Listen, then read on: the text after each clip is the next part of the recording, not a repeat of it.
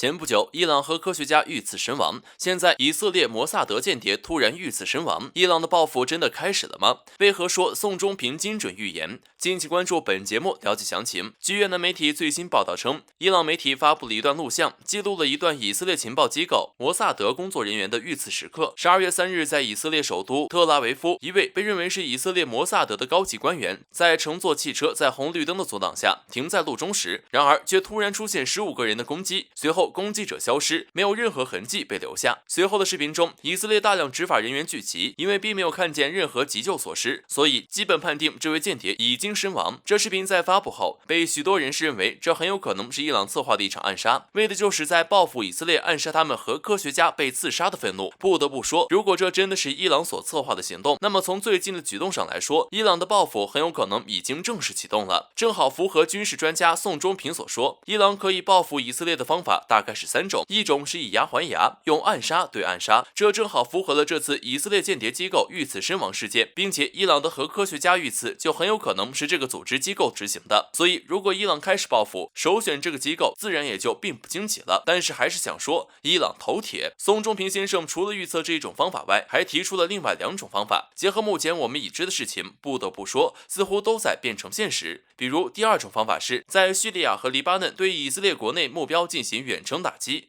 第3种从伊朗国内直接发射导弹进行攻击。不过很显然，第3种起码不会在2021年2月前发生。目前来看，第2种很有可能已经开始实施了。周五，黎巴嫩武装运动透露，他们已经在以色列部署无人机部队，甚至已经接近了整个部队。其中，无人机捕获的镜头更是在电视频道上播放。再加上这件事后的隔天，叙利亚人权观察站就表示，伊朗目前支持的代尔埃祖尔部队进入了全部戒严。代尔埃祖尔是叙利亚的一个省份，目前在伊朗的控制之中，而且目前伊朗在叙利亚和伊拉克边界的全部军事阵地都已经进入高戒备状态。从这一点上来看，这其中必然是有着某种关联的。虽然伊朗和以色列目前已经局势紧张，但是伊朗突然提醒代尔埃祖尔整个代理部队，担心以色列会发动袭击，最大的可能就是伊朗的报复行动要开始了，战争很有可能一触即发，做好准备，避免过多的损失。而前段时间以色列不就是如此吗？在暗杀伊朗的核科学家的时候，以色列的军事基地也是全部戒严，而伊朗也正是如此。从这一点上来说，伊朗的报复行动已经正式启动了。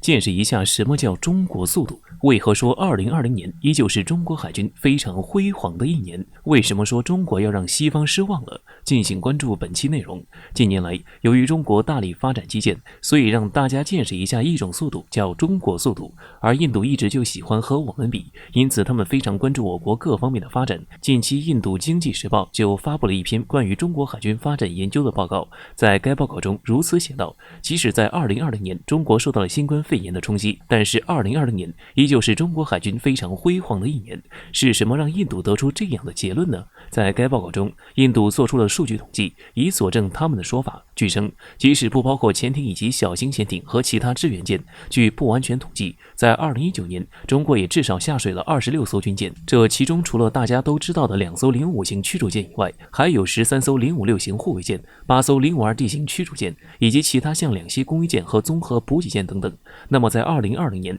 中国又究竟下水了多少艘军舰呢？目前为止还没有一个比较完全的统计，因为有些军舰还没有公开报道。不过目前已经有公开报道的就包括2艘055型驱逐舰，还有1艘075型攻击舰。而052D 和054A 的建造与2019年相比则已经缓和了下来。不过因为前几年下水的军舰比较多，所以今年正式入列的军舰与往年相比则要多一些。而2010年的海军造船厂与2018年的相比，8年间工时增加了153%。为什么说中国要让西方失望了呢？近期有一个非常引人注意的预测，该预测表示，等到2025年，中国海军将会有16艘最新型的055型驱逐舰，而像051和052系列的驱逐舰则可能会增加到51艘。也就是说，到2025年，中国海军将拥有67艘驱逐舰。至于护卫舰，据推测053、054和056系列将会增加到138艘。而最受关注的航母，据预测将会达到4艘。如果说这个预测真的能够实现的话，也就意味着从现在开始到2025年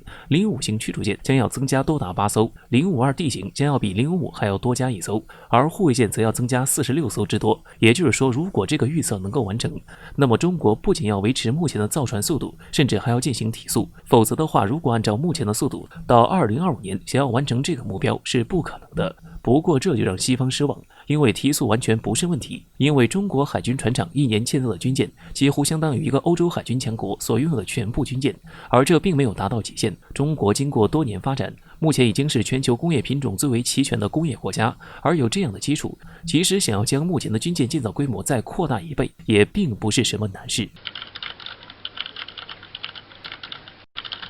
近日，美国印太司令部司令首次在采访中公开回应中国航母杀手于千里之外命中移动靶标，表达了中国打击沿海目标展现出来的实力再次令他震惊之处。据美国华盛顿邮报报道，作者罗金在12月3号发布自己在11月采访即将卸任美国印太司令戴维森的采访。文章中，戴维森首次证实中国军队在8月底试射航母杀手，让美军真实感受到中国的威胁性，并称中国军队已经有着远超过单纯捍卫领土的战略实力，并远远不会止于打击沿海目标的实力，让作者罗金迫切呼吁为未来新政府正视中国军事发展。采访文章中，即将卸任的美国印太司令戴文森再次感叹，公开对中国海军试射航母杀手展现出来的实力感到心有余悸。戴维森表示，中国军队已经有着远超过单纯捍卫领土的战略实力，他们正在进行能够实战的对象不仅仅是沿海，还有远离中国沿海地区的作战目标。其中，戴维森指出，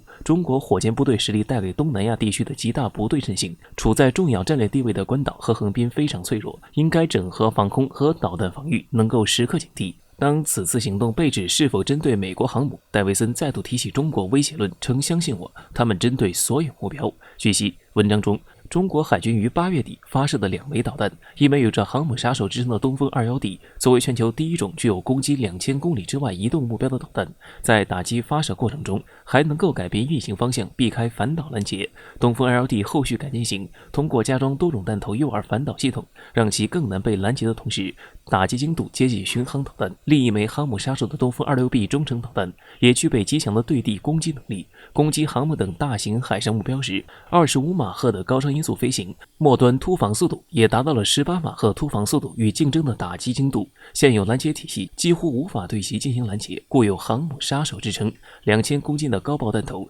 ，3枚分弹头，让东风 26B 能够做到1枚即可实现打击一个大型舰船组建的大型战斗群。仔细阅览这篇文章，作为美军印太地区的司令戴维森，对中国沿海战略导弹具备打击沿海以外的目标实力感到震惊，却对美军全球驻军进行军事扩张的行动理所应当。不过，即使美军再怎么实行自己的霸权，渲染中国威胁论，都无法让中国动摇退缩建设世界一流军事力量的强军目标。就像无论是航母杀手的试射，还是其他导弹的实弹试射演练，都是中国内政。中国有权在本国领域进行军事演练，有权对企图侵害中国国土进行警告。无论美国这么折腾，即使在中国沿海附近填海，把整个美国搬过来，但只要在中国沿海保有区内，都逃不过失败这一选项。东风快递使命必达的精准打击可不是开玩笑的。未来中国远远不会止于打击沿海目标的实力，终有一天会让美国的霸权主义驱逐出亚洲。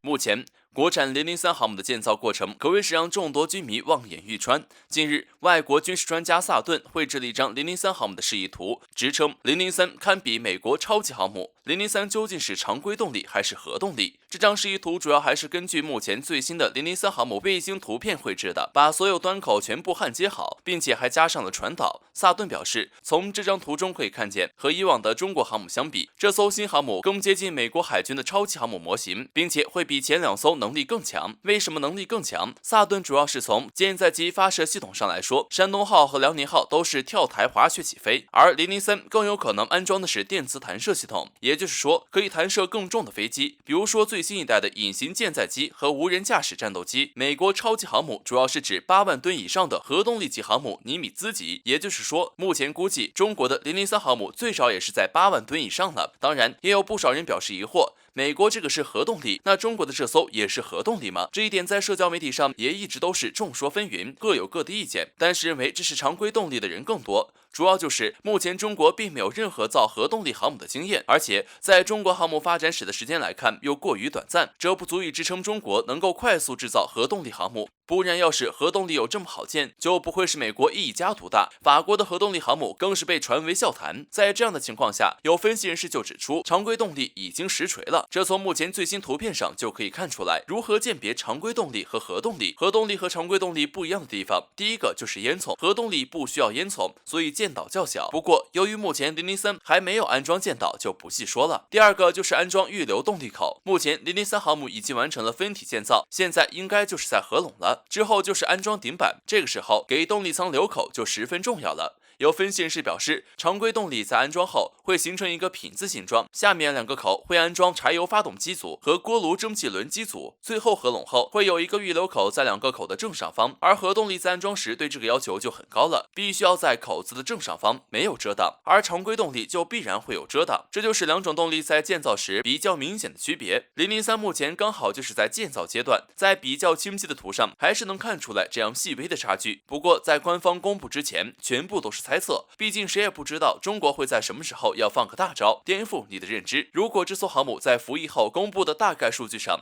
也有8万吨的排水量，并且还是常规动力，那么中国将再次成为一个拥有大型常规动力航母的国家了。在常规动力上，也没有哪个国家能比中国的更大，同样也代表着只要中国攻克航母核反应堆的难关，那么中国建造超级航母也就指日可待了。